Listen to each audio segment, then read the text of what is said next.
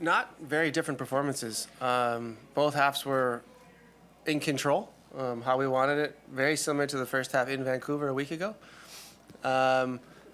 Maybe the only difference is, maybe a little more urgency to score a goal, to play forward in the second half in relation to the first half, and then not making, the silly errors that we talked to them about in the first half, fouls in and around the box, and small, short passes into midfield, which we obviously vocalized all week. And look, we made 2 errors and two mistakes and turned into 2 goals. So it's just one of those moments where it's, again, we make life very difficult on ourselves, and our mistakes are being punished. But what I was very happy to see is the answer from the guys, and the mentality and the urgency, I think is a good word, to play forward, to be, proactive, to be the aggressor, and to force the issue and score more goals. Hey, Steve, congratulations on the win. With this being a series now, does this one game, is it you kind of put up a marker by winning by that much, or does none of this carry over? And the second question would be, they've been really good on set pieces, and you guys scored, I think, 4 of your goals off set pieces. Did you see something in looking at the films that you exploited? Yeah, Mark is on top of set pieces, all season long, and we work with the guys, and in the end, it comes down to consistency of the service and the timing of the runs, and the third factor in set pieces is in any league around the world is the will to go get the ball first. And tonight, our guys showed that they were hungry, and they took advantage of set pieces.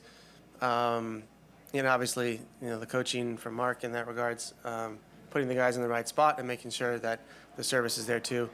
It's also individual qualities. So, it worked out tonight. And, I think in playoff time and in tournaments and in finals, in all competitions around the world, set pieces unlock games and unlock results. And it did tonight. Steve, the team was very efficient with the goal scoring, and that allowed to overcome, of course, the mistake. But what's the conversation like when it comes to those errors that are happening defensively, especially when you're going to Vancouver trying to close out the series? We weren't as efficient as Vancouver tonight. They had 2 chances and 2 goals, so I think there's room for improvement there. I'm not sure there is a conversation. I think it's pretty clear what not to do, and it's not like this happens every week. So I don't think there needs to be a conversation. We will obviously review video with the guys, but in this case, it's pretty black and white. There isn't any really argument going on or discussing or reasons why. It's pretty clear, and the answer in the second half was better. Hi, Steve. Outside of the kind of confidence that a result like that and a performance like that breeds, it must be slightly frustrating to not be going into the second leg with a kind of numerical advantage by scoring 5 goals and having a 3-goal aggregate lead. Does that kind of frustrate you? I see where you're going, and I don't like the direction.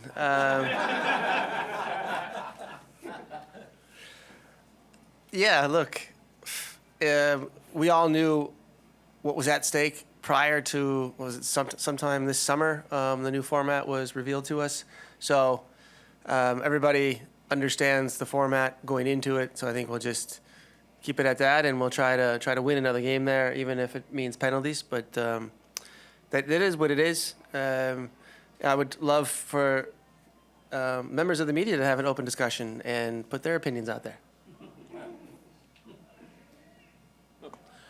Steve, you mentioned the defensive mistakes, and I thought it was really nice, maybe even a little poetic, that Murillo gets that goal at the end. Sure, yeah. Interesting night for Moody tonight. We had a nice laugh after the game, and it's nice to finish those frustrating nights in some ways for him in the first half on a positive note. So, yeah, it's important. But it's even more important to learn from mistakes, and I'm sure the way I've got to know him, he will. And he'll come back stronger and not come back. There's no setback there, but he'll improve, and I'm sure you won't see that again from him. Hi, Coach. Over here. You've talked about how there's no secrets between these teams after the amount of times they've played this season. I'm just wondering, how did your expectation of the way that Vancouver came out to play tonight compared with how they actually did? So were you surprised at all with the way that they were very open from minute one? No, it's exactly how we expected them. Not open. I think that has a little bit to do with us and our play. I think we expected a team who will try to be defensively very solid and make life difficult for us, compact the middle of the park, just like they did a week ago, just like they did the first time they were here in LA for the MLS game. And so we saw much of the same, very direct play to the two forwards up top and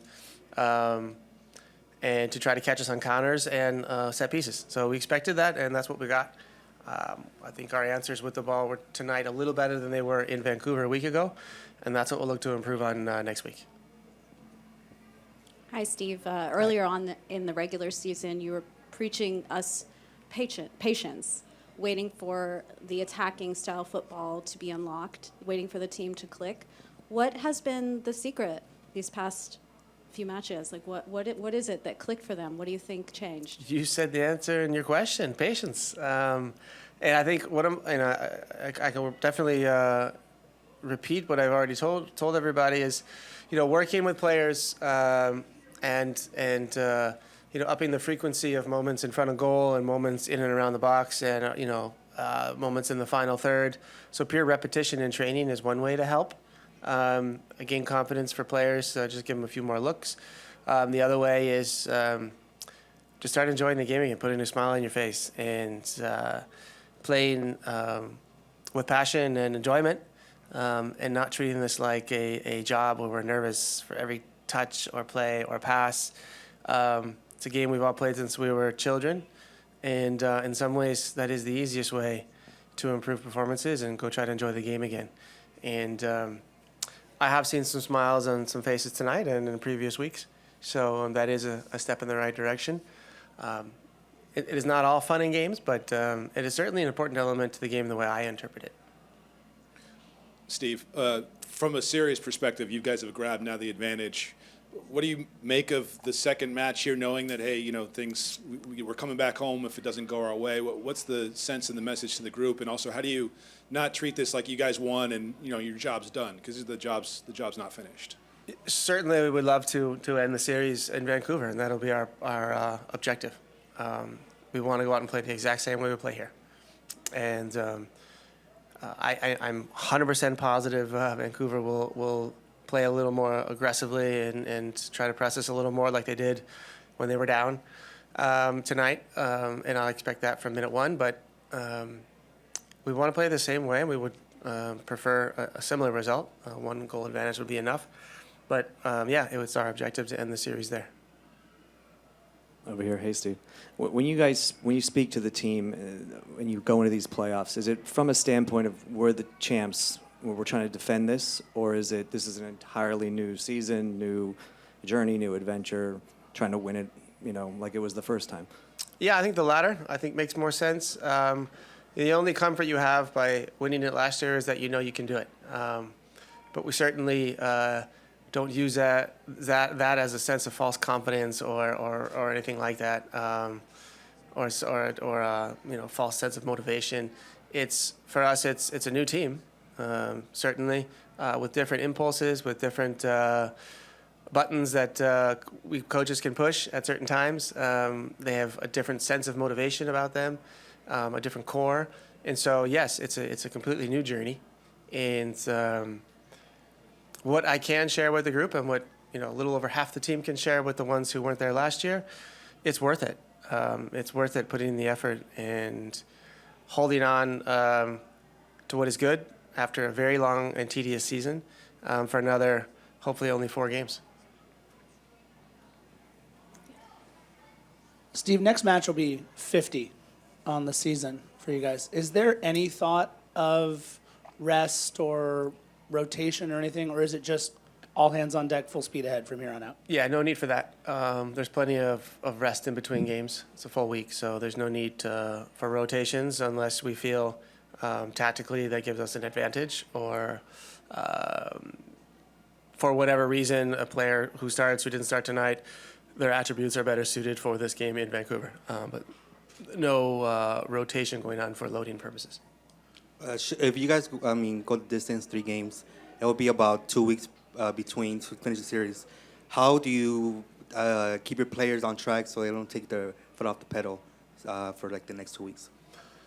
I think we do a good job of loading and managing training sessions to where there are days we ask 100% from them, and there are days where we can focus a little more on maybe some technical stuff and take some intensity away of the training sessions. And I think by vocalizing that and communicating with the players in a very clear manner that this is what we expect from today's training is a good way to manage the amount of time between games and get players mentally and physically in the hopefully perfect spot on game day.